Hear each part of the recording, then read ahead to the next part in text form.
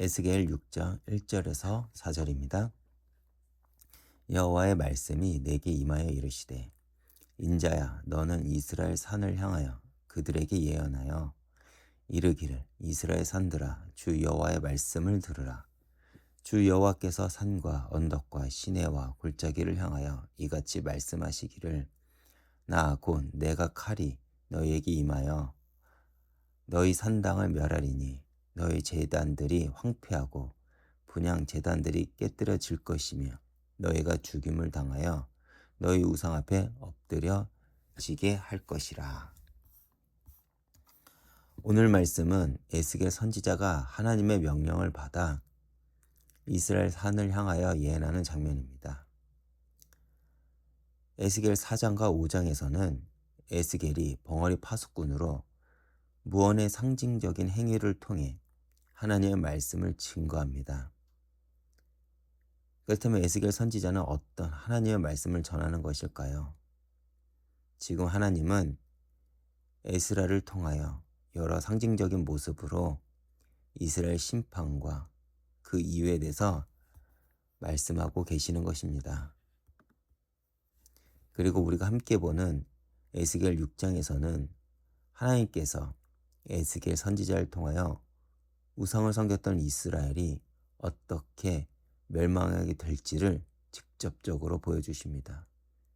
여러분, 이스라엘이 바벨론의 포로로 잡혀온 이유가 무엇입니까? 하나님의 언약을 배반하고 우상을 숭배한 것 때문입니다. 이스라엘은 하나님께 선택받은 민족이죠. 출애굽기 19장 5절부터 9절을 보면 하나님께서 세계가 다 내게 속하였나니 너희가 내 말을 잘 듣고 내 언약을 지키면 너희는 모든 민족 중에 내 소유가 되겠고 너희가 내게 대하여 제사장 나라가 되며 거룩한 백성이 되리라 라고 약속하셨습니다. 그럼에도 불구하고 이스라엘 안에 산당이 얼마나 많던지 산과 골짜기마다 가득 있었습니다. 이게 무슨 의미일까요? 즉 이스라엘 온 땅에 우상이 가득했다는 것입니다. 예레미야서를 보면 이스라엘이 얼마나 우상 숭배를 많이 했는지를 우리는 볼 수 있습니다. 먼저 예레미야 2장 20절을 보면 높은 산과 무성한 나무 아래에서 음양하는 창기 노릇을 하니라 라고 기록이 되어 있고, 또 예레미야 11장 13절을 보면 이스라엘 백성들이 우상 숭배에 얼마나 열심이었는지 길이 멀어 피곤하여도 헛되다 하지 않고 달려갔다라고 기록하고 있습니다.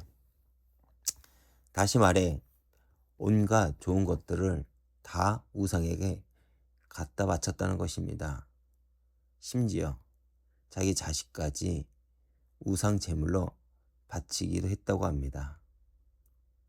레위기 18장 21절을 보면 너는 결단코 목록에서 내 자식들을 바쳐 불 가운데로 지나가게 하여 내 하나님의 이름을 욕되게 하지 말라라고 금하셨음에도 불구하고 말입니다. 그렇기에 여호와 하나님께서 이스라엘 산과 시내와 골짜기에 있는 산당들을 향하여 심판을 말씀하시는 것입니다.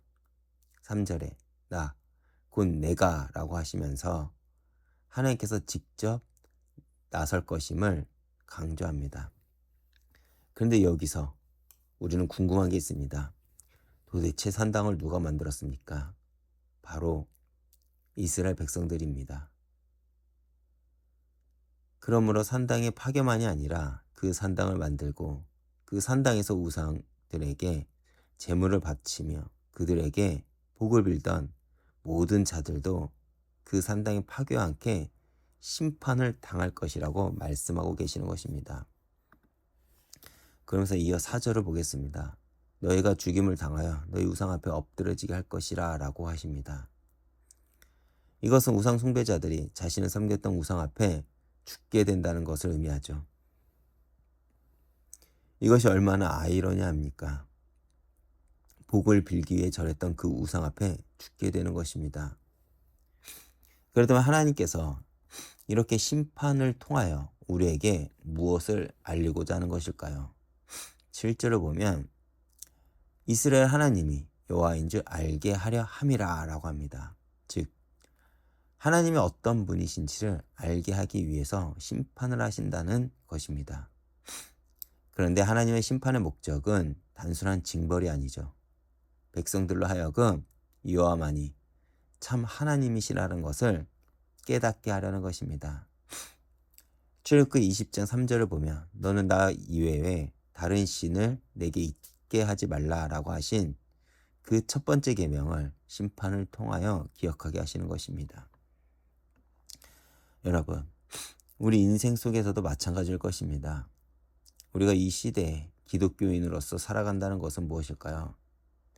사실 오늘날 하나님 앞에 온전히 선 자들을 찾아보기가 힘듭니다. 그러나 이러한 세대 속에서 남은 자로서 우리가 해야 할 일은 하나님의 사람이 되고 하나님을 하나님 되게 하는 것입니다. 세상 사람들처럼 쉬운 것, 편안한 것을 따라가는 것이 아니라 내게 맡겨진 그 사명을 가지고 하나님과의 관계를 신실하게 지켜나가는 그 싸움을 싸워야 할 것입니다. 그런데 우리는 어떻게 이 싸움을 이길 수 있을까요? 에스겔처럼 하나님의 말씀에 순종하는 것입니다. 에스겔은 비록 포로의 몸이었지만 하나님의 말씀을 그대로 전하였습니다. 우리도 어떤 상황에서든지 하나님의 말씀에 순종할 때 승리할 수가 있습니다. 그리고 그때 하나님은 우리를 통해 다시 한번 이 땅 가운데 하나님의 영광을 드러낼 것입니다. 오늘 이 말씀을 기억하시면서 오늘도 온전히 하나님만을 하나님을 섬기며 세상의 우상들을 물리치고 온전히 하나님 영광만을 드러내는 그 승리하는 하루가 되길 주님의 이름으로 축복드리겠습니다. 기도하겠습니다. 하나님 아버지, 오늘도 아침을 깨워 주님을 찾게 하시면 감사드립니다. 우리 마음에 있는 모든 우상들을 제거하시고 오직 주님만을 바라보게 하옵소서. 그리고 우리를 통해 이 땅에 주님의 영광이 드러나게 하옵소서. 예수님 이름으로 기도했습니다. 아멘.